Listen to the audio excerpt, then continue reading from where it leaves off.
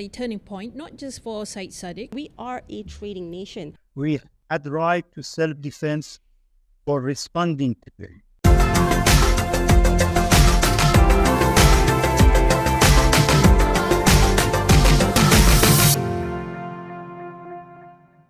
Hello everyone, welcome to another episode of Beyond the Headlines. My name is Amalina Kamal. And I'm Hazwin Hassan.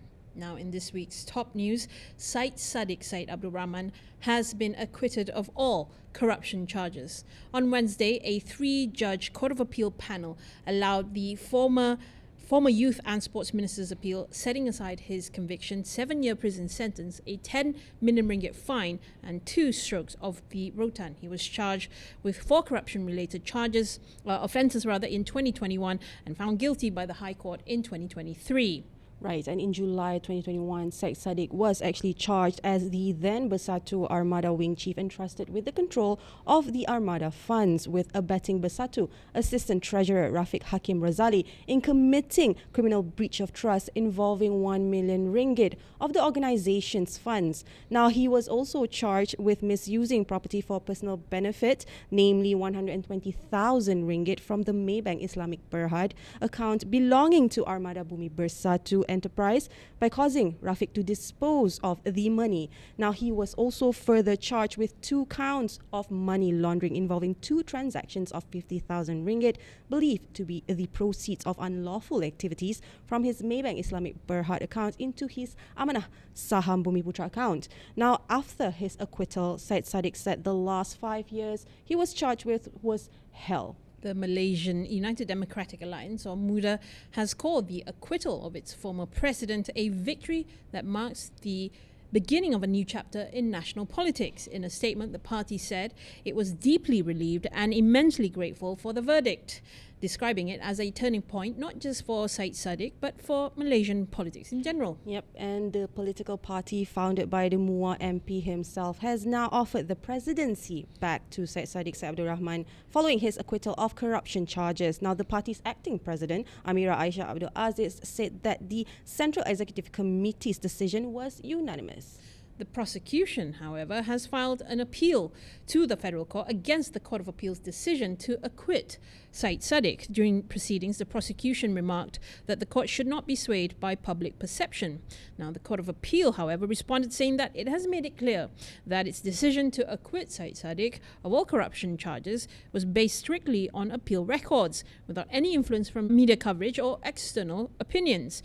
I think the statement by the prosecution is a bit naughty and unnecessary, said lead judge Dato' Ahmad Zaidi Ibrahim. Right, strong words from the bench there, right, Hazwin, and also a reminder for us to be, focused at justice. At least in theory, should stand apart from headlines and hashtags. Absolutely, Amalina. But let's be honest, when a high-profile figure walks free, public perception does kick in. Some are calling it vindication, others are still skeptical. Yep, and the next few months will be critical for Syed Saddiq and MUDA, the party, because it will be focusing on the credibility of institutions on both sides. That's right. So the question now is, what's next for the man, the movement, and the message he's been trying to carry all these years? Mm-hmm. And now we move on to a more tragic news. Today, June 26th, a 20-year-old Bachelor of Physiotherapy student at Cyberjaya was found dead in her unit at Mutiaraville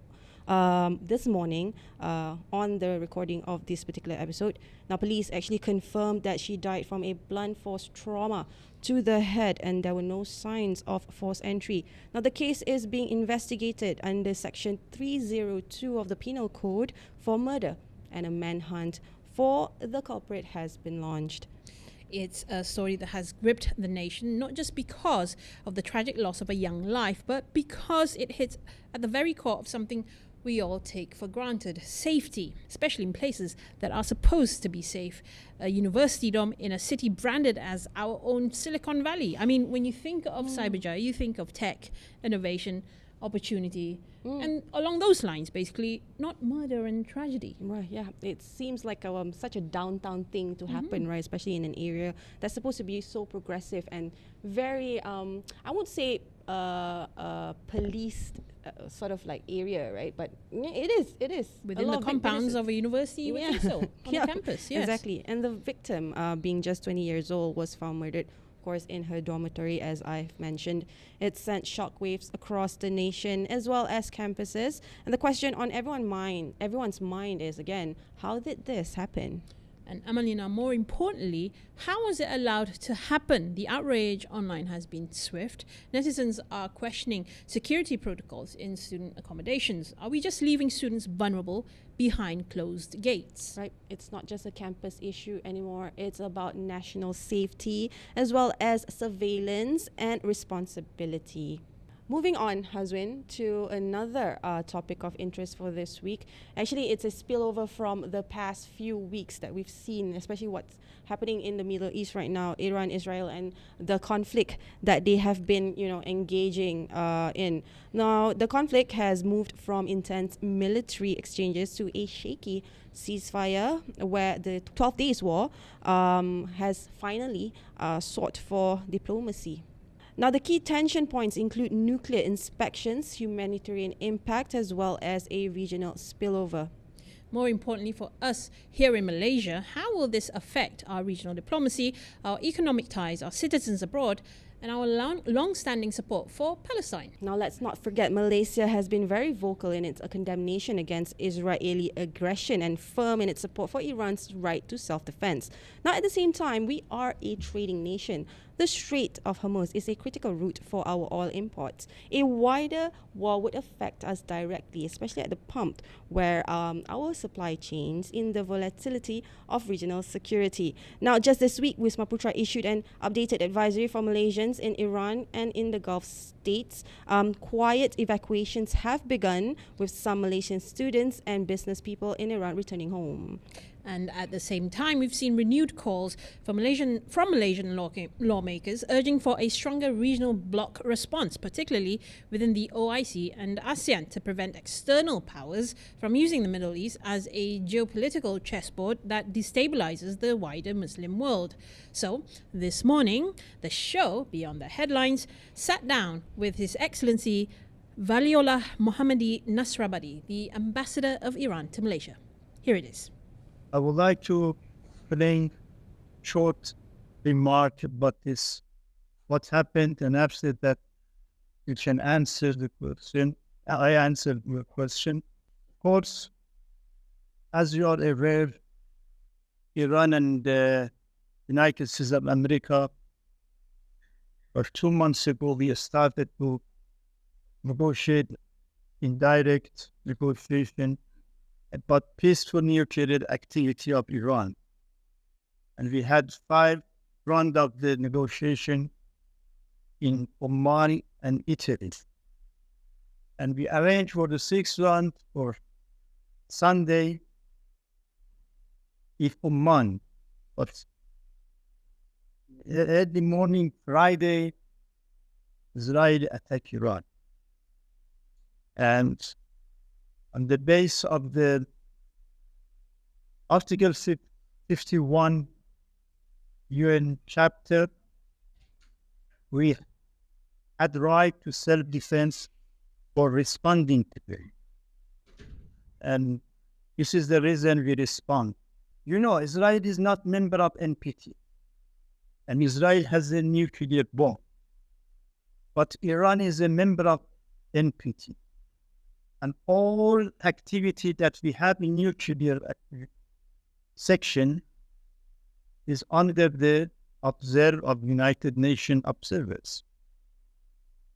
One non-member of the NPT attacked a member of NPT. And this is very easy to understand, that this is responsibility of the International Atomic Agency, UN, and other organizations to defend their members, but they didn't. And after 1 week, of course, unfortunately, United States attacked Iran, especially to Iranian sites nuclear site.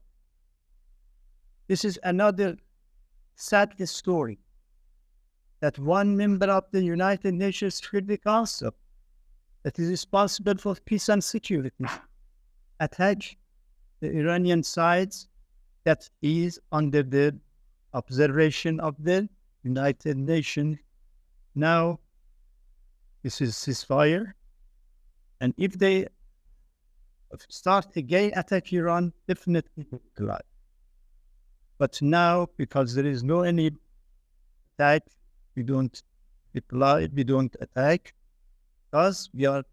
If you go to history of Iran, you know Iran has more than 7,000 years civilization. If you go to history of this nation, always Iranian they were is loving peace. We of course coordinate with Malaysian government, but this situation also, His Excellency Prime Minister before yesterday talked with our president and how we can of course work together and work for the peace and security in the region, especially in the Middle East and Persian Gulf region. And Iran always tried that this part of the world is secure and, of course, without problem. For this reason, always we try to keep Persian Gulf and this region, because it's a place for energy, be quiet, be under control, and in the security, the best security. Iran always want to this area be open for the trade and for economic cooperation between our neighboring country and Iran, be to overseas or other countries. We have the very good relationship with all countries here, and we have, of course, signed the TAC of this ASEAN, and we have the very good cooperation with all ASEAN countries, and we try to expand our relations, economic relations in this area, and we can we support any initiative for the expansion of the nation. Malaysia has a voice in the international, in the OIC, in the UN, in the other countries, and the other organizations. We can, of course, encourage the others to stop this Israel to attack, of course, a country in the region. I'm sure if we didn't defend our country, after Iran, they attack another country, because they showed during the last 2 years, one by one attack. And this is, of course, Malaysia can ask international community to work together to stop them to fix, of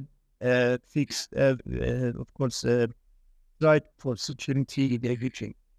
And I gathered here, Malina, that you actually took away some more new insights, maybe things that we've probably not heard being reported before. Yeah, because it's widely reported that the Strait of Hormuz was actually completely closed. While that was clarified by the ambassador himself, actually the strait is open for trade, and he has guaranteed at least safe passage for countries that depend on the strait for energy sort of transport, as well as renewal, sort of like diplomacy there, right?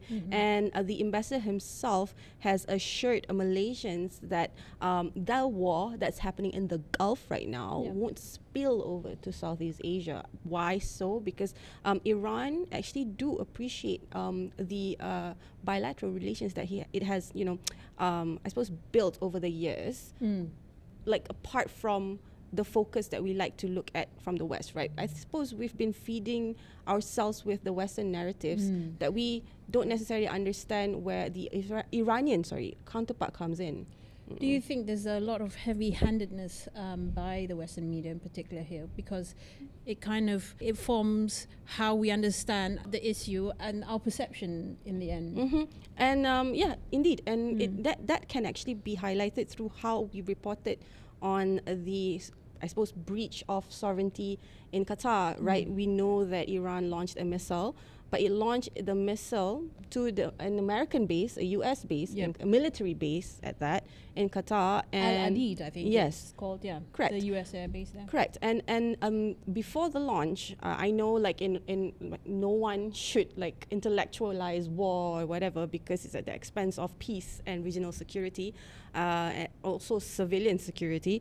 But they did say that they had actually informed Qatar, and they've actually informed the American counterparts. And as far as Malaysians in Iran is concerned, the ambassador also ensured that their safety is intact. Of course, they do not want their own country to be at this state right now, but their actions, at least on the ambassador's side, is reflective of because they were attacked, their sovereignty was attacked, right? If we go back to 2 years before, their consulate in Syria was bombed, right? And it's only because they were very vocal with the Palestinian plight. But the other narrative, again, if you're not taking what the ambassador is saying and on the surface or at first face value, is that because they were building like weapons of mass destruction, right? Nuclear weapons at that.